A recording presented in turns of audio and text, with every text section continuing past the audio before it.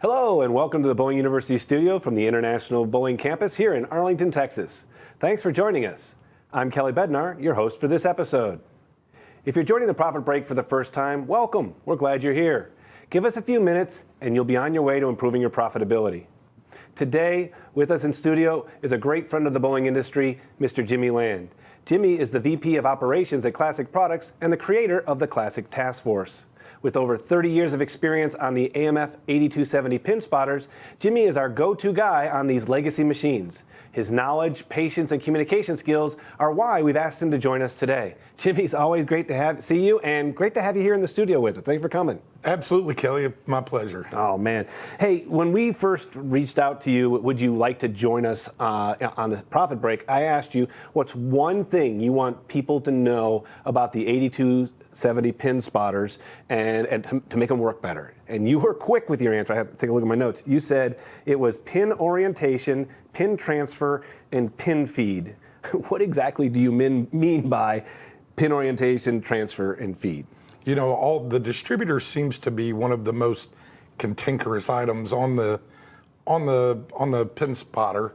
They got a lot of trouble with it. People think that it's because that unit doesn't work right. It does have some small micro adjustments, this, that, and the other, but typically the problems all start before the pins ever get to the distributor.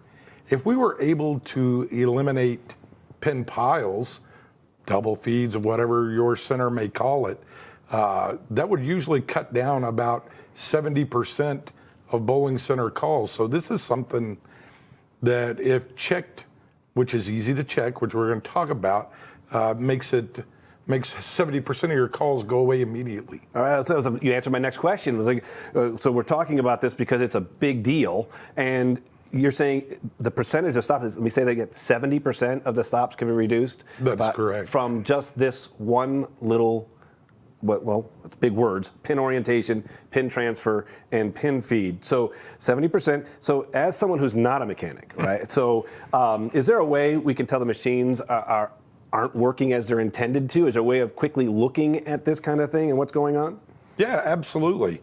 Even the novice mechanic or the guy that hasn't been there a long time, if the proprietor who doesn't work on the machines regularly just goes to the back and just visually inspect a few key things, you'll be able to find these bullet points rather easily, and these trouble spots. Okay, what are those? Can you show us to them what those are? Yeah, absolutely. So one of the problems is the pins, how they ride on the kidney pan or the pin guide rail, and how they transfer into the orientation pan. The orienter pan that happens to be on the screen at the moment, as the pins come in, you'll notice how the center of the pin is not falling in the center of the orientation pan. It's off to the side, one side or the other.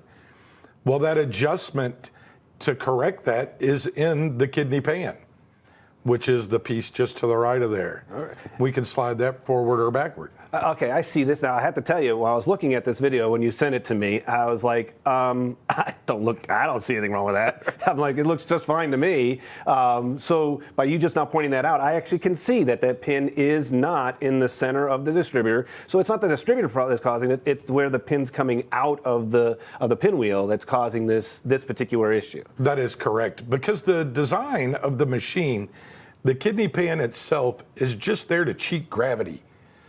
Because when a pin becomes more than vertical, it would fall out of the pinwheel. Okay. So that's just a guide to help hold the pin in place. Well, it turns out how we hold it in place makes a big difference in the way that the machine performs and how the pin transitions onto that orientation pan. Well, you sent another video, so I want to show this one here. In this one, you told me it was called head pin peaking, and I'm watching for the pin to like peak, and I couldn't find it until you actually do the little circles. So talk to me about this one. All right, so a telltale sign of whether the pin is getting pinched into the pinwheel or fits loosely is the fact that when a pin comes up bottom first, you should see the head of the pin just start to peek out. That's a technical term. Yeah, right where the arrow Yeah, is. it's Right very there. You can technical see the stick. mechanic-y term. So, comes out. yeah, so as the pins come up bottom first or butt first, you should see the head of the pin just start to come out of the pinwheel, which will let you know that the pin is not being pinched too tightly. The consequence of a pin being pinched too tightly into the pinwheel is when it gets to the orientation pan, it will literally spin off the side. So you've been in the back of enough bowling centers, Kelly, where all of a sudden you just hear pins falling, you hear clank, and you look around and you don't see anything wrong. Well, that's because what has happened is a pin has rolled off the side of the distributor. Well, it's designed not to allow that, and by not spinning when it comes off of there, it helps that transition. And I notice here on this one, you said the adjustment is in an up and down versus, what was the other one? Left to right. Left to right. So basically you have a left to right and an up and down adjustment to correct these. Now, another thing we were talking about, again, learning from this, as somebody, I don't necessarily know how to make those adjustments. I now can go back to a mechanic and say, hey, look at this, I'm seeing this, this is not right. So why do we need them to be loosely fitting in there? Why do we need to be there? Because you said it's about timing of some sort? That is correct. If the pin does not, if it doesn't stay in the pin pocket the proper amount of time, when it gets to the orientation pan, it will put the pins too close together.